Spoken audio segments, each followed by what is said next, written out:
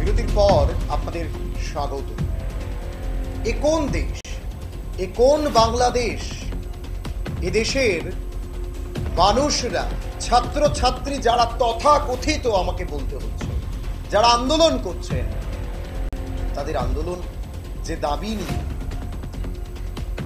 তারা বলছিলেন যে মেধার ভিত্তিতেই হোক বিচার, চাকরি, কিন্তু সেই ছাত্র ছাত্রীরা যে আন্দোলন করলেন, তারা বলছেন শেখ হাসিনা পদত্যাগ করেছেন তাদের রাজনৈতিক বিষয়, কিন্তু যে ছাত্রছাত্রীরা পদত্যাগের পর বিজয় উল্লাস করছেন, জয়ের উল্লাস করছেন, স্বাধীনতা পেয়েছেন বলে, এ কেমন স্বাধীনতা?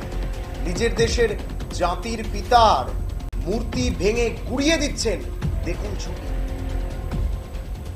নিজের দেশের জাতির পিতার মূর্তি ভেঙে গুড়িয়ে দিচ্ছেন। যে বঙ্গবন্ধু শেখ মুজিবুর রহমান বাংলাদেশকে স্বাধীনতা এনে দিয়েছিল, যে বঙ্গবন্ধু এ দেশের জন্য প্রাণ দিয়েছিল, সে দেশের মানুষেরা এখন তার মূর্তি ভেঙে দিচ্ছে, তার মূর্তির গলা ধর থেকে আলাদা করে দিচ্ছে। আরো আরো আরো অমানবিক ছবি আপনারা দেখবেন, তাহলে দেখুন কিভাবে বঙ্গবন্ধুর মূর্তির মাথায় উঠে প্রস্রাব করছেন একদল যুবক। দেখতে পাচ্ছেন এ কোন স্বাধীনতা, এ কেমন উল্লাস, এ কেমন বিজয় উল্লাসের কথা এ ছাত্রছাত্রীরা বলছেন, যারা নিজের দেশের জাতির পিতার মর্মর মূর্তির মাথায় উঠে প্রস্রাব করছেন। আমাকে বলতে মুখে বাঁধছে যে ছবিগুলো হয়তো জাতির জন্য লজ্জা, হয়তো এ বাঙালির জন্য লজ্জা, যারা এ দেশের অর্থাৎ বাংলাদেশের সাধারণ নাগরিক, তারা হয়তো পরে বুঝবেন এ উল্লাস আসলে স্বাধীনতা। এই উল্লাস কোথাও না কোথাও এক দল সুবিধাবাদীদের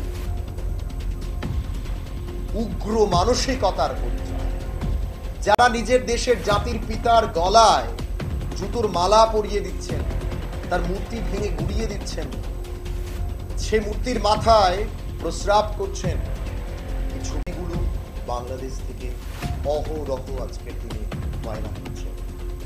গতকালকে অনেক ছবি, যে ছবিগুলো রীতিমতো প্রত্যেককে ভাবতে বলবে যে আসলে সত্যি অর্থে আন্দোলনটা ছিল কিসের জন্য? সত্যি অর্থেই ছাত্র আন্দোলন ছিল তো? প্রশ্নবোধক থাকবে, কারণ আমরা আজ থেকে 1 মাস আগেই একটা ভিডিও দেখিয়ে আপনাদের বলেছিলাম যে আন্দোলনটা ছাত্র আন্দোলন নয়, বা হলেও এই আন্দোলনে ভারত বিরোধী স্লোগান উঠেছিল। এই আন্দোলনে বলা হয়েছিল ভারত বিরোধী স্লোগান দিয়ে বলা হয়েছিল ভারত যাদের মামার বাড়ি, বাংলা ছাড়ো তাড়াতাড়ি।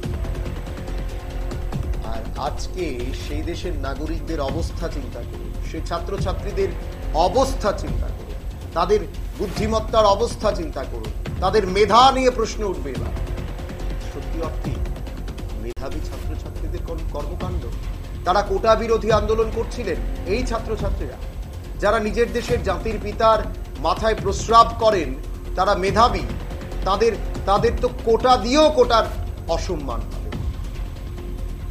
কোটার আন্দোলন করছিলেন তারা, কোটা দিয়েও যদি তাদের কিছু হবে, যেটা আমার মনে হচ্ছে, যদিও তাদের ব্যক্তিগত নিজের দেশের ব্যাপার, কিন্তু যে দেশের জাতির পিতার এই অবস্থা, সে দেশের কি অবস্থা, সে দেশ কোন জায়গায়, তা বলার অপেক্ষা।